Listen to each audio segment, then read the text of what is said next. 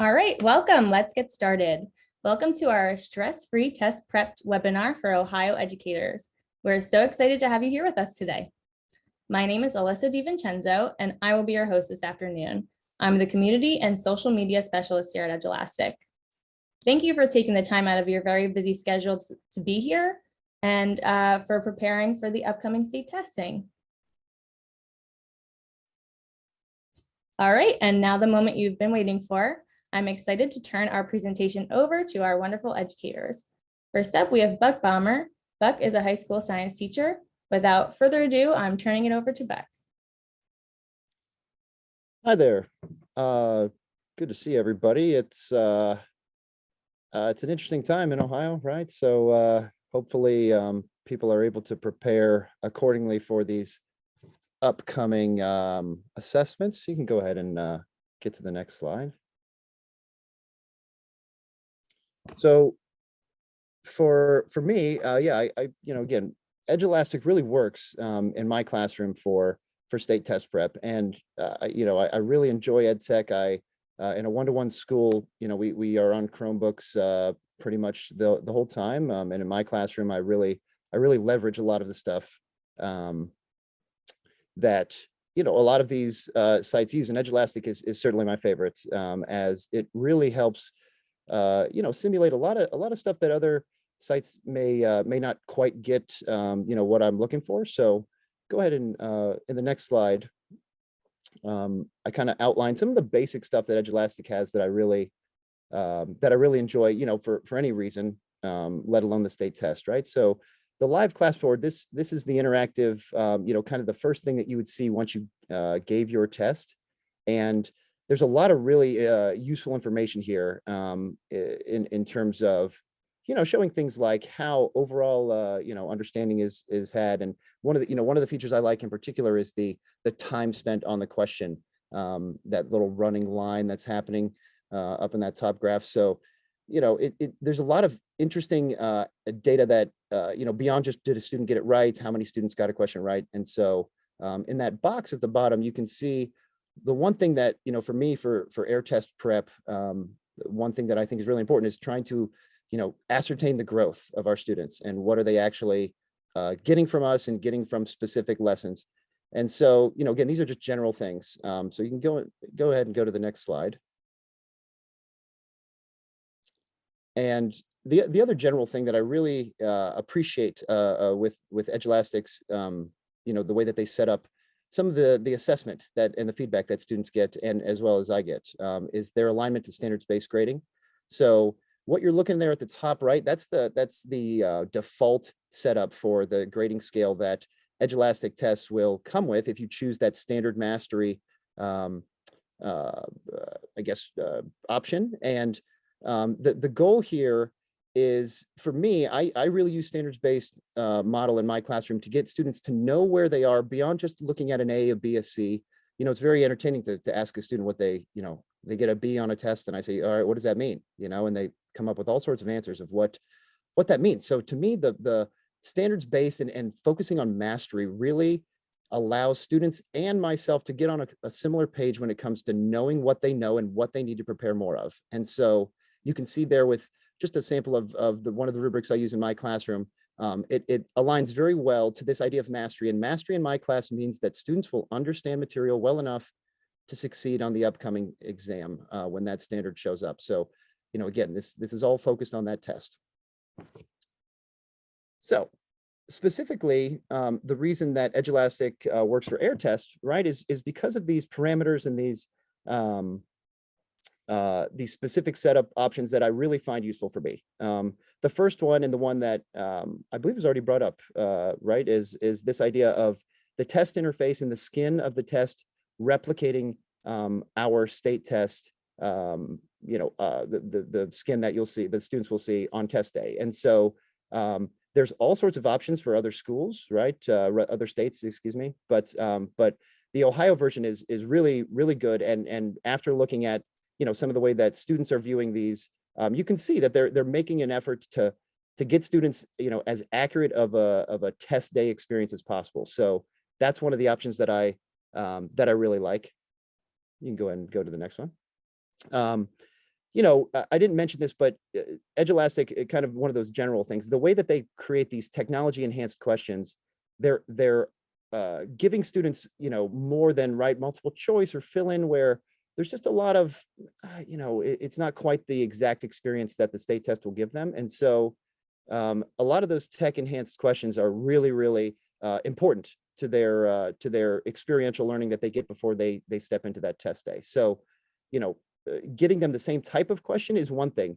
Here, I talk about the anti-cheating measures because, right, like simulating the day is tough to do. And, not everybody has time to, understand the different ways that you might be able to set up through Chrome extensions or some other third, outside option to make sure students are taking these honestly and giving, what they know and only what they know. So a couple of options here that I really like are the safe exam browser option. So while I've never tested this myself, because I find a lot of success with my second part there, this safe exam is what the students will see on the air test. And so this is a good way to, again, get there. Can you go back? There we go. And so, so these options, beyond the safe exam browser, they can restrict outside, websites so that they can, prevent the cheating or Googling stuff. It also, I like too, that it gives them multiple attempts, so that it alerts them if they try it once or twice, just in case, I get a lot of students who might, they just get tempted and they can't stop themselves, or they stop themselves too late. I like the idea of not necessarily, calling them out on it on the first time. So again, you can make these teachable moments if you wanted. So, again, these are all good options for virtual and asynchronous environments. And again, on a snow day, for most of us, that's certainly in our view. You can go ahead and go to the next slide. So lastly, the feedback options. Again, at the top there, you can see growth for this individual student. Gray bike is how students are made anonymous in the presentation style. And so this student, right, achieved a lot of growth in that second attempt. You can see maybe specifically what questions they focused on. And so I really like that it's easy for me to see just quickly where or how much students grew from one attempt to the next. At the bottom, you'll see one of the things that I really like about Edulastic is that it automates a lot of this stuff. And we're all busy and getting busier. And so anytime we can save ourselves a click, right? That's something that I really enjoy with EdTech is saving even one or two clicks here or there. Auto redirect is a really useful option for me, where you can set a threshold where if student doesn't perform to that level, they'll get the test back. So you can see there on the right, an example of one of my students who, again, is still not quite where we want them to be, but they're improving. And this is all based on, right, like nothing that I have to do. They will automatically get the test. Go to the next slide. And then, at the end here, you can just see, again, as I said, standards-based alignment is important for my classroom. And this is really, really powerful for me. I can see the test that I gave that this is based off of is the state test released items from 2018 for my biology class. And again, these are actual state questions, as I think we're all aware of, with the released items. And so Edulastic, using a process working with the state, making sure that these things are aligned as much as possible, right? We can see exactly where student deficit is. I can see that from individual levels, which is on my last slide, but here I've got one class view, multiple class view. And again, these are just powerful, specific ways that I am able to see, based on standards, based on what the test will have, where my students need the most help and where I can focus my efforts. And so again, on the last slide, you can see again, one of these examples of a student performance snapshot. You can see the targets. Again, it's a bit tricky to understand with some of the coding there, but it lines up with what our high school biology standard is. And again, you can see some of the students at their success levels, giving you a lot of information just in a one little section. And so, again, I really think that Edulastic is a powerful tool in preparing students for what is, again, especially with all the virtual learning and crazy years we've had, a really tough day to get right before they're in it. So again, really encourage people to use it, and appreciate everybody's time. Amazing. Thank you, Buck. All right, next up, we have Nicole. Nicole is a director of instructional technology. Nicole, the floor is yours. Hi, everybody. Love what Buck shared that he uses in his classroom. I have a little different situation. I'm in and out of a lot of classrooms, and I was a former English language arts teacher. So that's mostly my wheelhouse from when I was in a classroom, but now I'm kind of in everyone's classroom, and I've helped use Edulastic with students as young as 3rd grade and as old as 12th grade. So you can move to the next slide. This might be a little harder to read than I'd hoped, but you can zoom in on the slide. These are just, as I'm looking at why Edulastic and why this is important for test prep, I have to also look at the lens, the wider angle lens that we're all looking at. And ultimately, we want the kids to perform on tests in a way that shows that they've really learned content. And none of us want to be those just teachers of tests. And I think sometimes we feel like a tool like Edulastic might make us do that. And it's actually quite the opposite. It can be the tool that helps us to engage students in deeper learning. So as a teacher, I would sometimes just have to be in this internal warfare with myself on how much time do I want to test prep. Whereas Edulastic lets me use test prep as actually an opportunity for deeper learning. And two of my favorite resources for this are John Hattie, who talks about the importance of formative assessment, which was why we have Edulastic, right? That's the point of it. And just the brain research out there that talks about how we can use spacing, which just means that if you're not familiar with that term, you've done it, you just may not know the term. It's when you teach small chunks over time. So that, like that mini lesson, take a space, reteach it, have a formative assessment, come back to it. And interleaving, which is like the best thing I can think of, is those I'm going to date myself, back in the day when they would have a math worksheet that would mix up multiplication, division, subtraction, and all the functions all in the same worksheet, right? That's actually interleaving, to see if kids can go back to an old concept and still do the new concept. And Buck already touched on this, but feedback and the power of feedback. And Edulastic is actually a great context for all of those things. You can move to the next slide. The ways I've seen our teachers, and like I said, I get the privilege of working with lots of different ages and content areas. And some of the ways I've seen Edulastic being used, and the ways I've assisted teachers in using it is one, the first example is TBT quizzes, they called them, Throwback Thursday. What this teacher would do, a specific teacher I remember using them a lot, was a math teacher for junior high level students. And she would purposely plant questions in, again, from that state testing bank, or even from like Engage New York. A lot of these companies are actually work together to create test questions. So if you run out of Ohio questions, you can rely on some of these other Edulastic certified questions. And Engage New York comes to mind, there's others. But she would mix in something from a couple units ago, the past unit, the most recent unit, and she would even throw in a question that they hadn't covered yet, and basically set the kids up to say, this isn't about getting this quiz all right. I want to see what you retained and how many of you are really ready for the next step. So it almost worked as a pre-assessment. And it was just 5 questions. It wasn't this long, painful thing, but she used the setup so that it looked like state testing. So they got practice with state testing questions and the state testing platform, so they could learn how to, manage their screen while also showing her the feedback. I've seen other teachers use it as like an exit ticket, a digital exit ticket out of a unit or out of the class period, where, again, just short.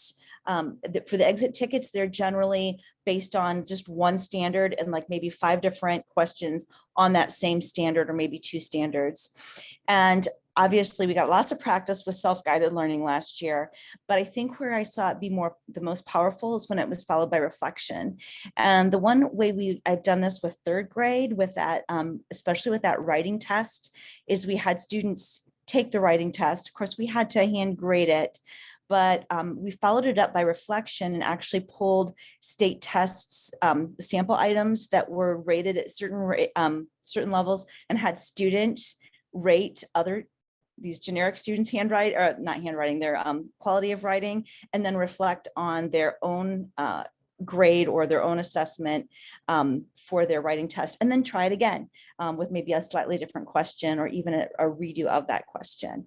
So these are some things that I've seen used that relate both with the research and with state testing. You can go ahead and move on.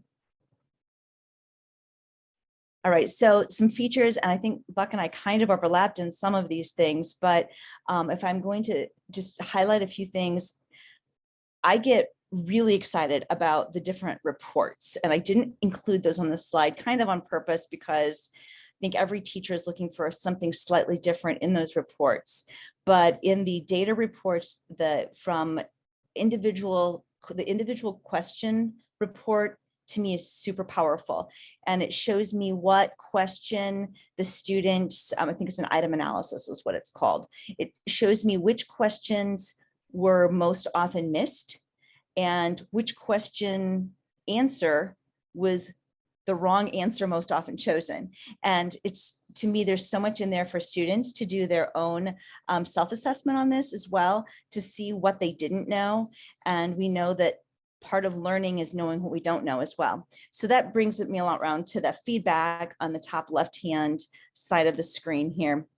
And if right here, it shows the score release scores is off, but I recommend like turning it on so that kids can see their score right away. This is a formative assessment.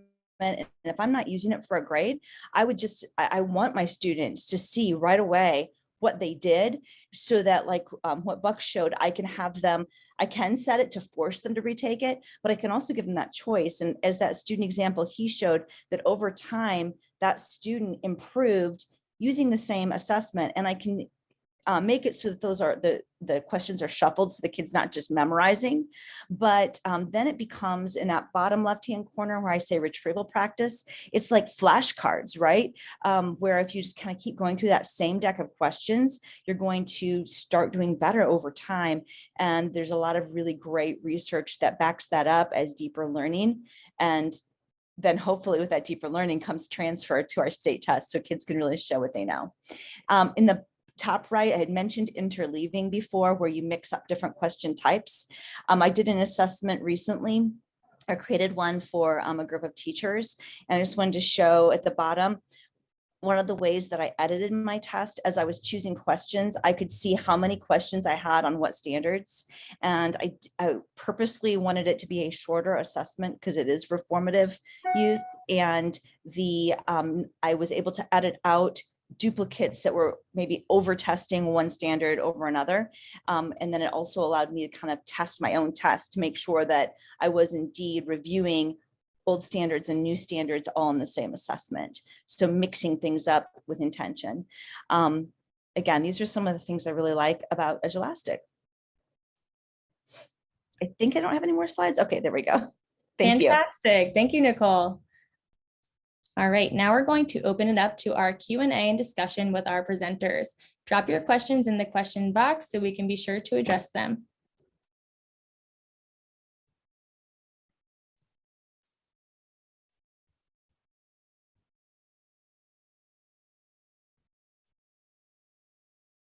Okay, first question for our presenters, and Jill, you can chime in here as well.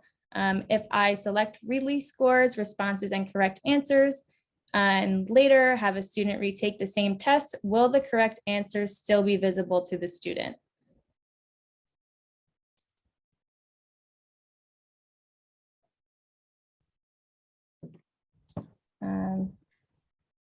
Jill, you want to take this one? Yes, as if I can get off of mute. That's what was my struggle. Hi, everybody. That's a great question. I'm going to have to direct that specifically to our support team, because my understanding is once you've released the scores and the responses, they will have that. And if you redirect it, it depends on how you're redirecting it. So if you're redirecting it so that they can only see answers that they got incorrect, that is how it should appear, but I want to test it out beforehand. Great, thank you, Jill. This next question for our panelist. This is from someone who's never used Edulastic before. How do you recommend going about getting their students set up to use it? Yeah, I don't know if for me, if you have Google Classroom will sync with Edulastic, so you can create your classroom in Edulastic, and then you can basically sync a Google Classroom class, and that allows you to keep it active. So if students come in and out of your room, it will, you can resync it multiple times, which has helped me, so that you can remove any sort of anybody that's not there anymore, or anybody that comes in can seamlessly join the class. So that's the easiest way for me. Beyond that, I believe there's a code-based system that is a bit tedious, but if you don't have Google Classroom or something that integrates, something like that would work. We use both. Now we are a paid district. I'll put that disclaimer out there, but we use both Clever and Canvas. I think Canvas is only with the paid subscription. I'm not sure where Clever lands on that with Edulastic, but we have used the Google Classroom and the code. We've used all the ways, I think. Yes, thank you, Beck and Nicole. Yes, you can either integrate with Google Classroom, Canvas, Clever, any of the aforementioned, or you can also manually upload in bulk or one at a time. Either way, it's up to you. You don't need any of those platforms to sign your students up for Edulastic. Okay, next question I'm seeing here. This one's a quick one. Yes, Edulastic has a built-in calculator like Desmos. You need the premium subscription to access the Desmos calculator, but that is a fan favorite. That is a big feature that our premium subscribers love.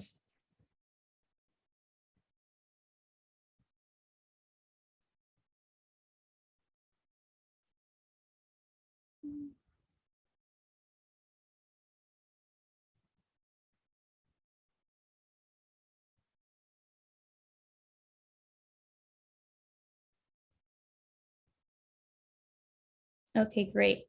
A lot of questions that are based on problem solving, or, if you tried to do something in your Edulastic account already, I suggest going to our help center. There are tons of videos and articles to help you figure out the correct process, and that will really be a visual guide for you to be able to fix those errors in the future.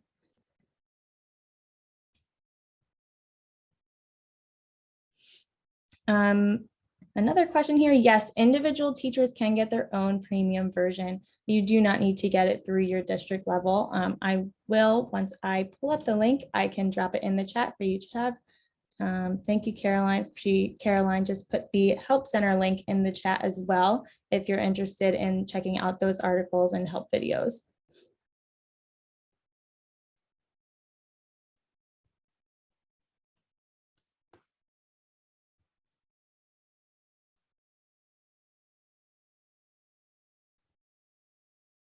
All right, I'm seeing a lot of questions. If you need the premium version, you do not need the premium version of Edulastic. The free version is very robust, and many of our teachers love the free version itself. So you can most definitely be able to accomplish a lot of things with Edulastic with the free account.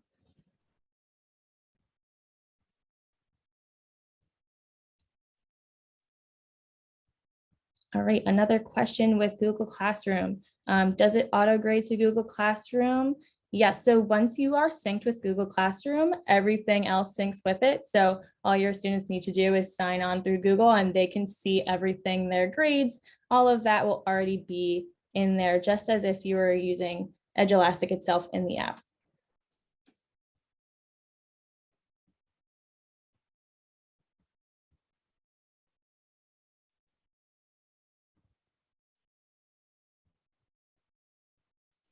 Okay, another question here, and I will open it up to our panelists to discuss this feature if they would like. Otherwise, I can answer it for you. Are there any static questions where students can be given different versions of the same question, math specifically? So dynamic rather than static.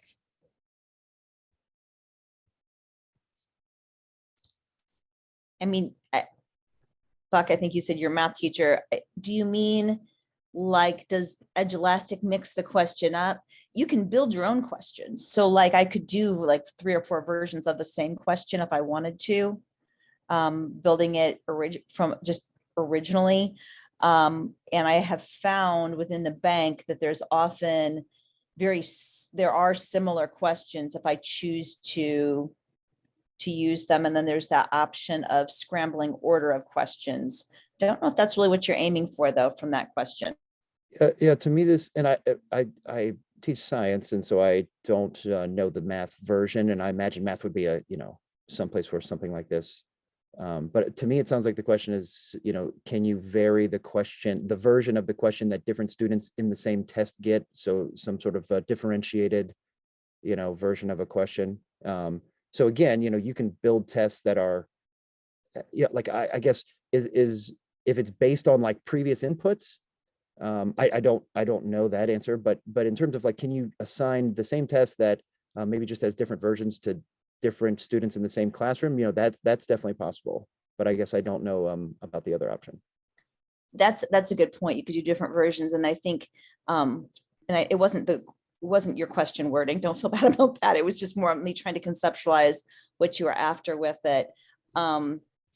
But I think that one thing I have done with teachers, kind of partnering with them, is like I had a teacher doing a math thing where they were dropping and dragging answers to the different angles, and then in another question they were asked to identify angles in a different way, if that makes sense. So it's essentially different styles of questions.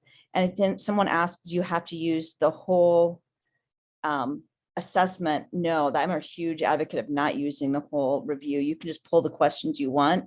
I rarely start personally with the library question, the library of full tests. I tend to default always to picking through and choosing my questions.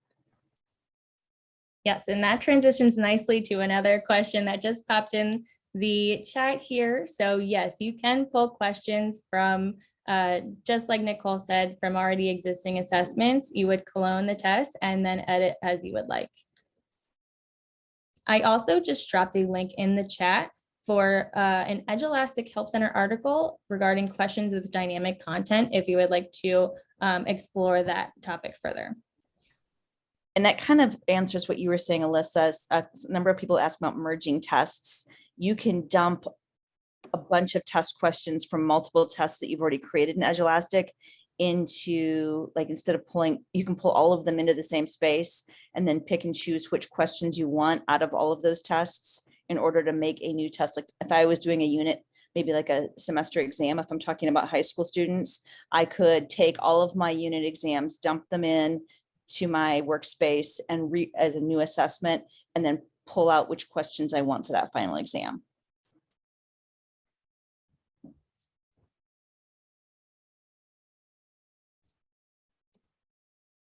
Awesome. Great. Okay. Well, we are going to go ahead and wrap things up. I know there are some questions still lingering in the chat, but if you would like, you can reach out to me at alyssa@edulastic.com, and that way I can address your question directly. This was a wonderful afternoon of presentations. Buck and Nicole, thank you so much for volunteering to present to fellow Ohio educators. You shared some great tips and ideas to bring back to the classroom to get ready for the upcoming tests. And thank you to all of our attendees joining us today. We wish everyone luck during the 2022 testing season.